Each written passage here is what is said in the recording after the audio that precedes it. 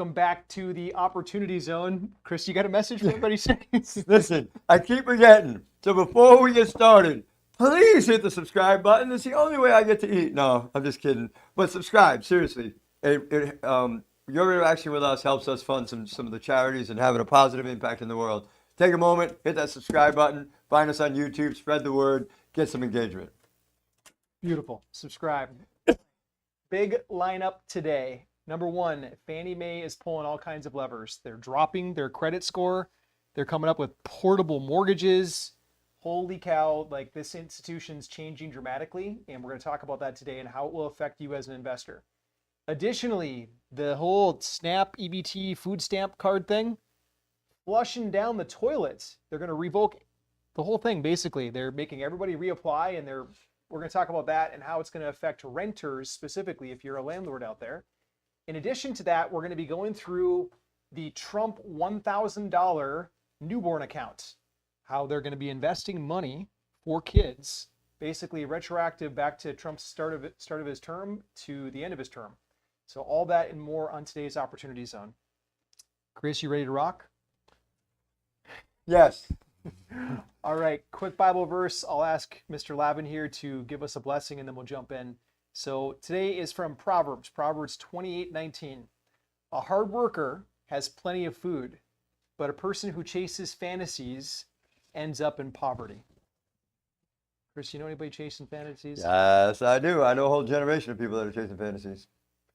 Hard worker has plenty of food. Yep. Would you mind giving us a blessing? Absolutely. Heavenly Father, first and foremost, thank you for being the existence and the center of my life. Thank you for the many blessings that you've given to me. Thank you for the wisdom and knowledge that you've given me both spiritually and through my own mistakes and errors. Allow Nate and I to, please bless the conversation today for Nate and I so that we can express that experience and knowledge unto the people that are listening so that they can go out and be fruitful and multiply the talents that you bless them with. I ask this all in your name. Amen. Amen. All right, let's just jump right into the deep end of the pool here, Chris. Oh. Okay, so it's just been exposed that 40% of all assisted housing in New York is being, or rent control housing would be a better word for it, is being rented out by immigrants. Some illegal, some, let's just let Stephen explain. 40% of the population of rent-controlled housing in New York City are foreign-born. Think about that. In one of the largest metropolitan areas in the world, 40% of rent-controlled properties are being lived in by people who weren't even born in the country. What kind of system is this? We bring in people from foreign countries, and then we pay to lower the cost of their housing, while people who were born here have to pay higher prices. So when President Trump is reducing net migration, that is what's going to ultimately, along with all these other steps, deregulate. All right, Chris, before I let you comment, I'm going to layer this, okay? So that's the rental numbers. Now, guys, check this out. If you hear nothing else today, make sure you pay attention to this. This is FHA mortgages. Notice the last couple of years, this is under the last administration that was in office. We had a huge spike. We've been increasing. Huge spike. These are individuals taking government-backed loans that are not born in the United States of America as well. All right, now I'm going to let you comment, Chris. All right, so let me go both ways on this. First of all, unless you're an American Indian, you are naturalized in this country. Let me start there. Secondly, if you're in this country illegally, you should not be benefiting from any of these taxpayer supported programs, period. While I don't necessarily, and this may not be, or may seem contradictory to some of the things I said in the past, I don't necessarily have a problem with immigrants living in housing if they're paying taxes and they're paying their fair share. Now, if they come over here and they're living, fancy free, not working, all that stuff, I have a problem with it. But if you're in New York City and you're a maid and you're legal, right? You've got all your papers, you've done everything you're supposed to be doing. There's no way you could make enough money to live in New York City as a maid. I'm okay with that. If you're in this country illegally and you're getting paid cash on Friday, I have a major problem with that. So we got to understand that this country was not built you're obviously not American Indian. I'm obviously not American Indian. It was built on immigration. But it has to be done right and legally. And I have no problem. Come in here and you pay taxes. You should be entitled to the programs that other taxpayers are entitled to. And I'm here to tell you, and I think we both personally know a couple of them, of immigrants that come into this country with nothing that work their tails off to get everything that they have. Sometimes the people that are blessed with the American dream don't take advantage of the American dream. And it's really back to our Bible verse today. If you work hard, you'll eat. If you live in fantasy, you won't. Yeah, well said, Chris. I'm going to keep you moving. If you at home or at the office right now have comments on that, put them in the chat. I want to see if we can get his blood pressure. Please don't. My blood pressure is very high right now. I'm not sleeping. But put them in the comments. We want to know. We read through the comments. We'd like to know. Intelligent engagement only, please. No hate mail. Hate mail goes to chris.loud. Okay, next up, Fannie Mae. This is the biggest buyer of mortgages in the country, both for multifamily and for single family. They're set to drop the credit scores down to 620. Chris, what are your thoughts on this? I think it's a huge mistake. Listen, I'm going to be nothing but real right now. The current minimum score, I believe, is 680. That's my recollection. And that's even kind of hairy, right? You start dropping the credit score requirements to 620. This talks about, so let me give you a bigger picture. I don't know if people know this or not, but if you have things that are affecting your credit score that are beyond your control, if you've got medical collections, medical bills, like you went to the hospital and you didn't have health insurance, you didn't have enough health insurance, you got $1 million hospital bill, let's say, and you can't pay it or you're on payment terms, you're behind, you can actually have that stuff excluded as part of your mortgage score. Most people don't know that, but that's a fact, right? So if we start taking the 680 credit score and lower it to 620, I believe, and I'm not, a soothsayer or a fortune teller, I believe we're going to start to see an increase in foreclosures as a result of the less credible people or less trustworthy people, less credit-worthy people that are going to get these loans, not be able to pay it, get upside down, and then I think we might be perpetuating a mortgage crisis. I think. This is just a history lesson. We'll take you back in time for a second. 2006. We were in the prime of people signing loans that were called no-doc loans. Oh my goodness, I remember that. That meant that they didn't care what their credit score was. They didn't care what their real income was. They just showed up and signed the paperwork. And anything, I know this is not quite the same as no-doc, but anything that we do to move closer to that is going to result in more potential problems. So also not a fan here. Yeah, we stopped that for a reason. All right, they're making another move, Chris. Portable mortgages. So let me explain what this is. This means that, let's just say I took out a loan 4 years ago when rates were really low, 3%. I've got a $500,000 loan balance on my property. Instead of me having to sell that house and take out a new loan, I might be able to port my existing loan to go buy a new property. I'll take my $500,000 loan, I'll buy a new property, I'll remain at 3% interest. Portable mortgages. Chris, what are your thoughts? What are my thoughts? How much longer is Jerome Powell around for? Because that's what this is, right? They're fixing a symptom. The symptom is high rates, right? We can't transact or we can't buy or spend or get the house that we want because mortgage rates are so high. It puts the payment out of reach for us. So they're coming up with creative ways to work around Jerome Powell. I got to ask the question, why, what effect is this guy having other than negative if we're doing all these workarounds to get around them to transact property? Because if this starts in the single family space first, it's going to move over to multifamily.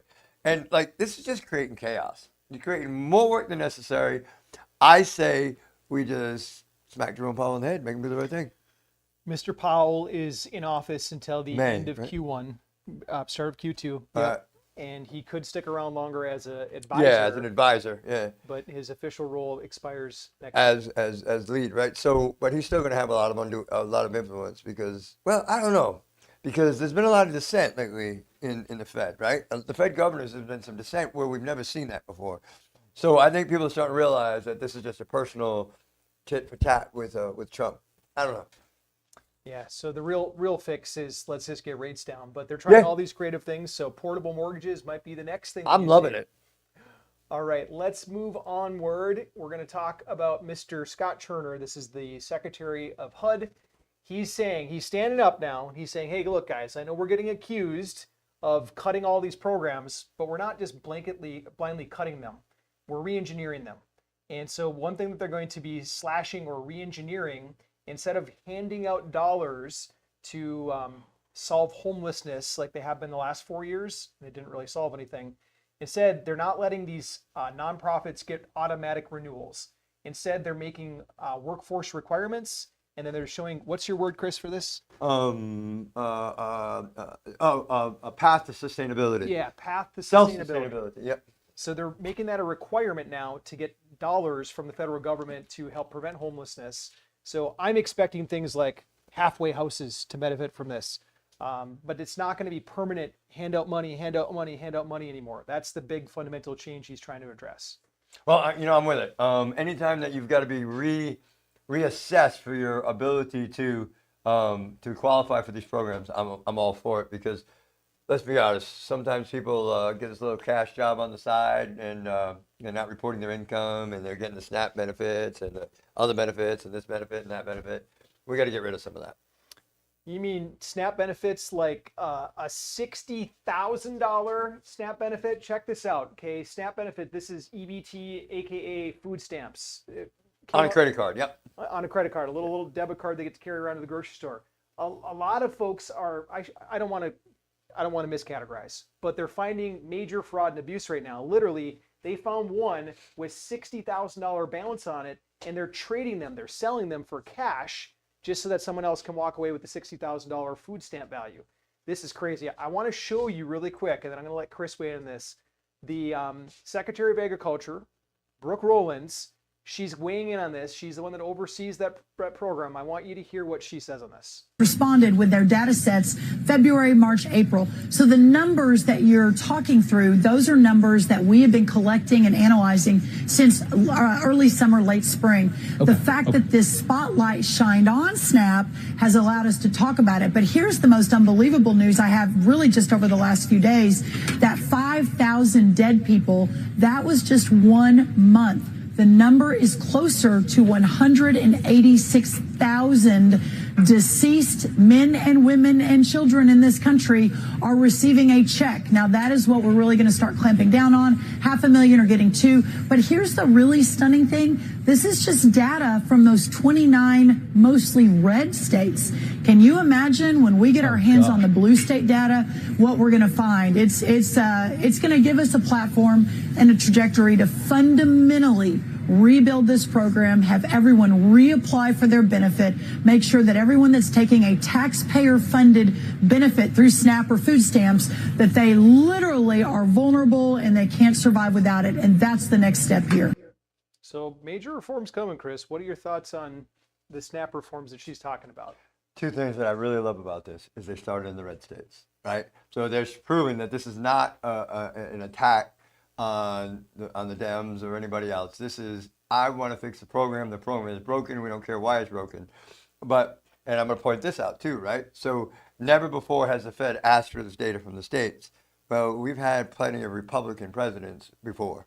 And so this is an across the board, not accusing anybody, not anything. We're fixing the program. We're going after the problem, and we're resolving it. So I'm all for it. I'm definitely all for it. And I like the tack that she's taken to do it.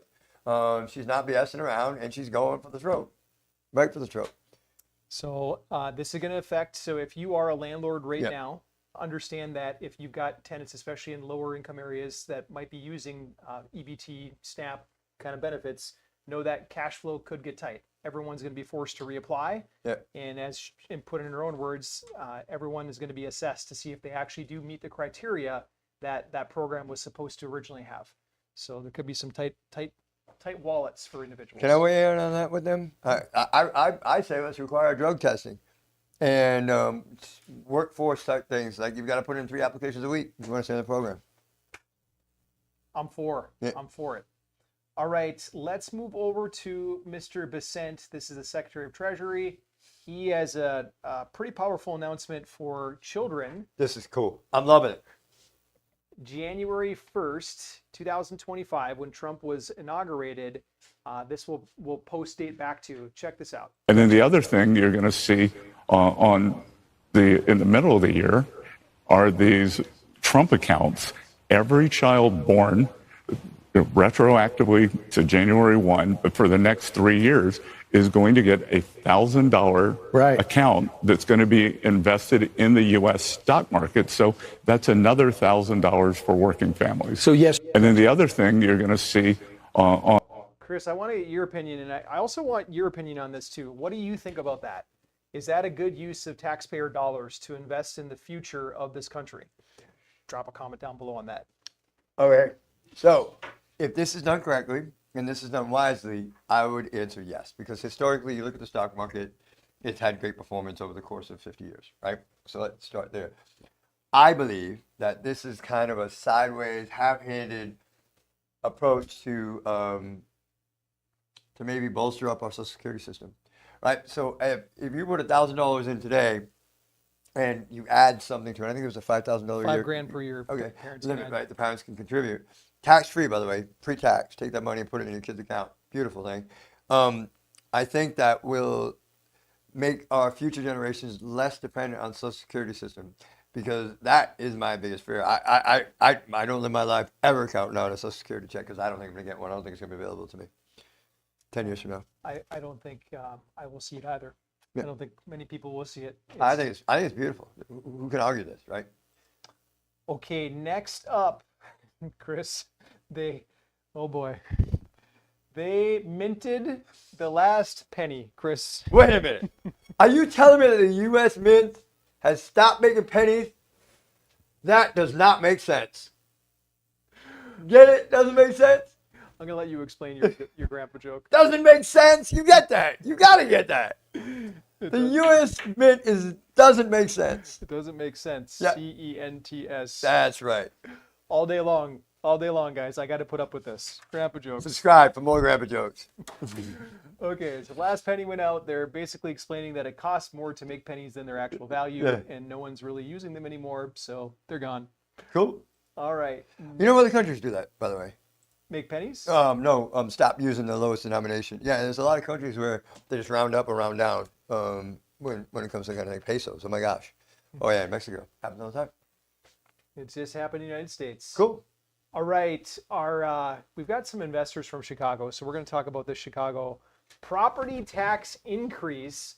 Holy cow. They're having tax burning parties, literally. Maybe I'll just play this for a second and then we'll talk about this. Harmony Community Church here in Lawndale, as they're trying to light the way to fairness with this bonfire and discussion tonight. Many homeowners across Chicago receiving a hefty property tax increase in the mail.